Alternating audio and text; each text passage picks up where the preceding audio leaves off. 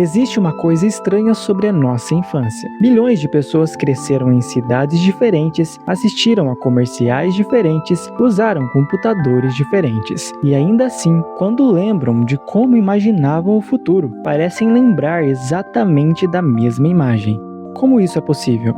Pensa por um instante. Você liga um computador pela primeira vez, entra em uma loja de eletrônicos, vê uma propaganda qualquer passando na televisão. São momentos completamente diferentes. Mas quando você tenta lembrar deles hoje, todos parecem acontecer no mesmo lugar. É uma sensação difícil de explicar, como se todas aquelas lembranças compartilhassem o mesmo cenário.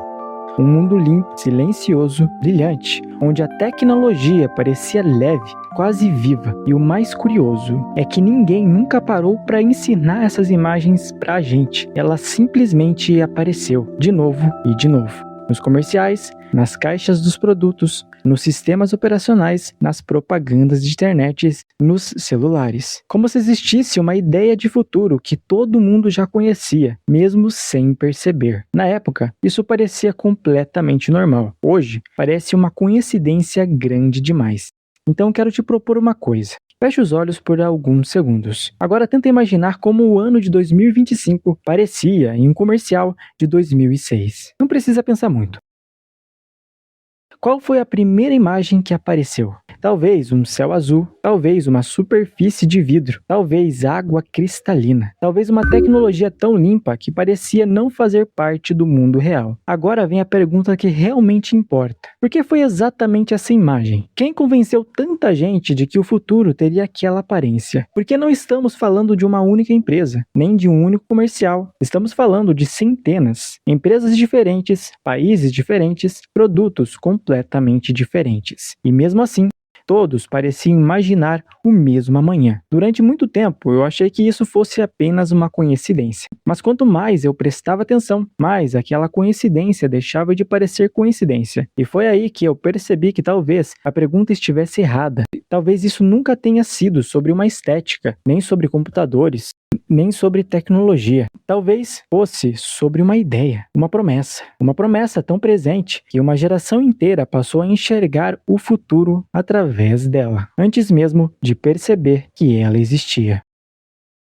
A primeira reação é tentar encontrar uma explicação simples. Talvez tudo isso tenha começado com uma única empresa. A Microsoft parece uma boa candidata. Basta lembrar do Windows XP, depois do Windows Vista, as transparências, os reflexos, a sensação de que tudo era feito de vidro. Durante muito tempo, parece fácil acreditar que foi dali que essa imagem do futuro se espalhou. Só que existe um problema. Basta olhar para outras empresas da mesma época. Samsung, LG, Sony, Intel. De repente, aquela explicação começa a perder força, porque o mesmo tipo de imagem aparece em lugares completamente diferentes. Não parece uma empresa copiando outra. Parece que todas estavam falando a mesma língua. E foi aí que eu comecei a reparar em uma coisa curiosa. Depois de um tempo, você para de olhar para produtos e começa a olhar para tudo o que está ao redor dele. Mas antes de continuar, eu quero que você faça a mesma coisa que eu fiz. Olha isso.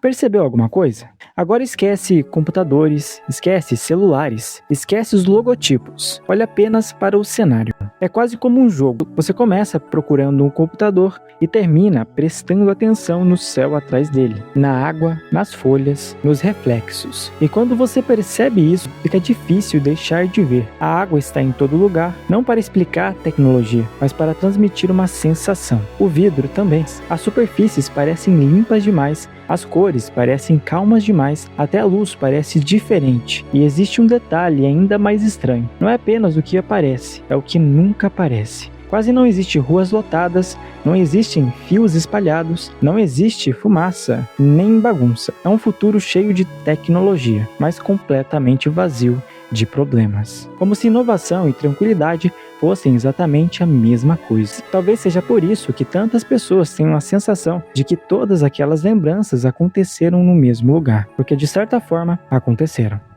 Não em um lugar físico, mas dentro da mesma ideia de futuro. Anos depois, a internet acabou dando nome para esse conjunto de imagens: Frutiger Aero. E por um instante, parece que o mistério foi resolvido. Só que dar um nome para uma coisa não explica por que ela existiu. Na verdade, cria uma pergunta ainda maior. Se empresas diferentes, em países diferentes, vendendo produtos diferentes, acabaram imaginando exatamente o mesmo amanhã. Talvez elas nunca estivessem vendendo apenas computadores. Talvez estivessem vendendo uma sensação. E para entender que sensação é essa, a gente precisa parar de olhar para as imagens e começar a olhar para a época em que elas nasceram. Até aqui, tudo parece uma questão de estética. Vidro, água, folhas, brilho. Mas quanto mais eu pensava nisso, mais uma pergunta começava a incomodar. Se o objetivo é vender um computador, por que mostrar tudo isso? Água não deixa um computador mais rápido, uma folha não melhora um celular, um céu azul não faz um sistema operacional funcionar melhor. Então por que essas imagens apareciam o tempo todo? Foi aí que eu percebi que talvez eu estivesse fazendo a pergunta errada. Em vez de perguntar o que essas imagens mostravam, talvez a pergunta fosse o que elas faziam a gente sentir. Isso muda completamente a forma de olhar para elas. Volta por um instante para o começo dos anos 2000. A internet deixava de ser uma curiosidade e começava a entrar na casa das pessoas. Os computadores deixavam de ser coisas de escritório. Os celulares começavam a fazer muito mais do que ligar. Quase toda semana aparecia alguma tecnologia que prometia mudar o mundo. Era um momento empolgante, mas também assustador, porque toda grande mudança traz a mesma dúvida. Será que isso vai melhorar a nossa vida ou vai tirar dela alguma coisa? Talvez aquelas propagandas estivessem tentando responder justamente essa pergunta. Reparem uma coisa: quase nunca existe bagunça, quase nunca existe poluição. Os computadores ficam perto de janelas, as mesas são claras, as plantas estão sempre vivas. A luz entra com facilidade, até as interfaces parecem leves, como se a tecnologia não estivesse ocupando espaço, mas respirando junto com o ambiente. É como se todas aquelas imagens repetissem a mesma frase, sem nunca precisar escrevê-la. Pode ficar tranquilo. O futuro não veio para substituir o mundo, ele veio para viver ao lado dele. Talvez seja exatamente por isso que tanta gente se conecta com essa estética até hoje. Não por causa do vidro, nem das bolhas, nem das folhas. Esses elementos eram só a forma. O que realmente importava era a sensação. A sensação de que o amanhã seria mais simples, mais bonito, mais leve. É importante dizer que isso não significa que todas as empresas seguiram um plano ou uma estratégia secreta. Não existe evidência de algo assim. Essa é apenas uma leitura que faz sentido quando olhamos para aquele momento da história. Mas, olhando para trás, fica difícil ignorar o clima que existia naquela época. A tecnologia não era apresentada como uma ameaça, ela era apresentada como uma promessa. E promessas têm uma característica curiosa. Enquanto parecem impossíveis, a gente quase não percebe que acredita nelas. Só descobre o tamanho da esperança quando ela começa a desaparecer. Existe uma coisa que percebemos sobre aquela visão do futuro. Ela não acabou, ela foi esquecida. Ninguém acordou um dia e disse: chega de vidro, chega do céu azul, chega de água cristalina. E isso simplesmente foi desaparecendo, devagar, quase sem ninguém perceber. É como quando você muda de cidade ainda criança. No começo, sente falta de tudo. Depois, cria novos hábitos. E anos mais tarde, quase esquece como era o lugar onde cresceu. Aquela estética teve um destino bem parecido. Se você colocar um comercial de tecnologia dos anos de 2006 ao lado de uma de 2014, a diferença aparece antes mesmo de você prestar atenção no produto. O brilho desaparece, as transparências somem, as cores ficam mais frias, os fundos ficam vazios, tudo parece mais rápido, mais direto, mais funcional. À primeira vista, parece apenas uma mudança de design, mas talvez o design estivesse apenas acompanhando outra mudança, porque o mundo também já não era o mesmo. E foi aí eu percebi uma coisa: o futuro não desapareceu. Nós simplesmente paramos de sonhar com ele da mesma forma. Porque em algum momento o futuro chegou, só que ele não chegou da forma que aqueles comerciais imaginavam. Os smartphones deixaram de representar o amanhã, eles passaram a representar o agora. E existe uma diferença enorme entre essas duas coisas. Quando uma tecnologia ainda é novidade, ela precisa ser apresentada. Quando ela vira rotina, ela só precisa funcionar. Talvez seja por isso que aquelas imagens começaram a desaparecer. Elas pertenciam a um momento em que o futuro ainda precisava ser imaginado, mas de repente o futuro chegou. E ele não era exatamente como aqueles comerciais prometiam.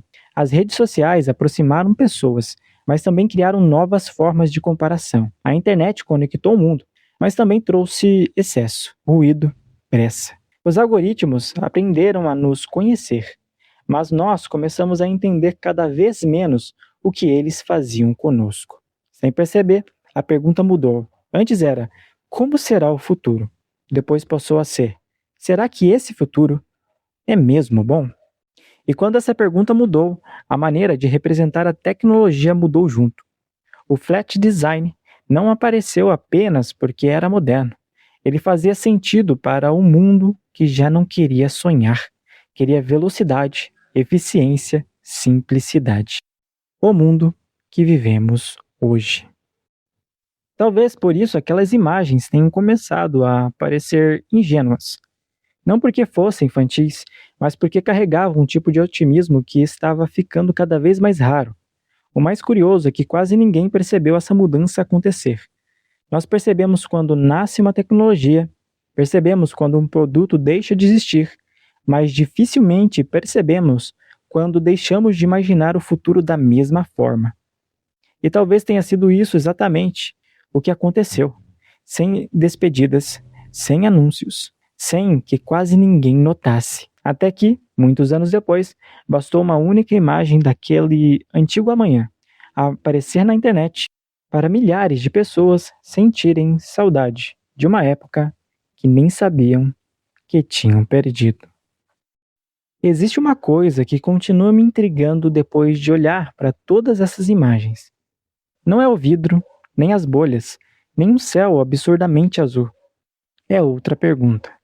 Como tantas empresas diferentes conseguiram imaginar exatamente o mesmo futuro? Elas competiam entre si, vendiam produtos diferentes, viviam em países diferentes, e mesmo assim pareciam contar a mesma história. Talvez essa seja a parte mais estranha de toda essa investigação, porque esse vídeo nunca foi sobre uma estética.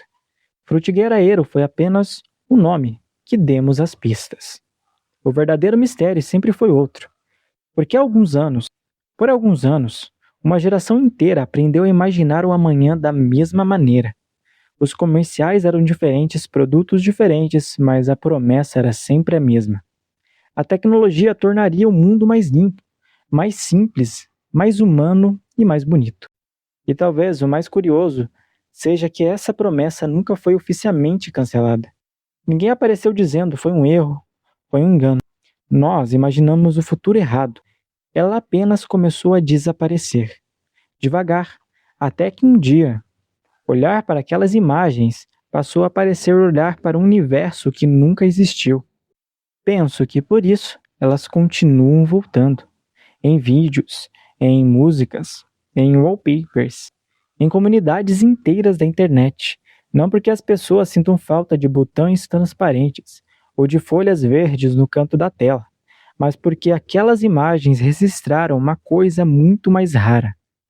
A última vez em que milhões de pessoas acreditaram, ao mesmo tempo, exatamente no mesmo amanhã. E talvez seja por isso que realmente nos emocione quando encontramos essas imagens de novo. Não estamos olhando para um estilo de design, estamos olhando para um retrato de uma esperança compartilhada. Uma esperança que desapareceu tão silenciosamente que quase ninguém percebeu quando deixou de existir. Talvez a gente nunca tenha sentido falta da frutigueiraeiro. Talvez a gente sinta falta da última vez em que o futuro parecia uma promessa para todo mundo. Uma promessa que foi desaparecendo até quase ninguém perceber.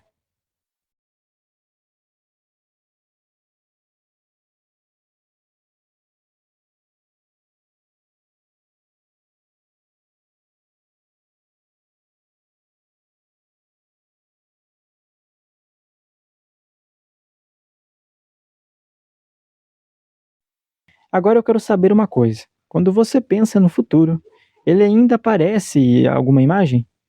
Ou essa foi a última vez que todos nós conseguimos imaginar exatamente o mesmo amanhã? Me conta nos comentários, eu leio todos. Meu nome é Nelito e eu te vejo na próxima.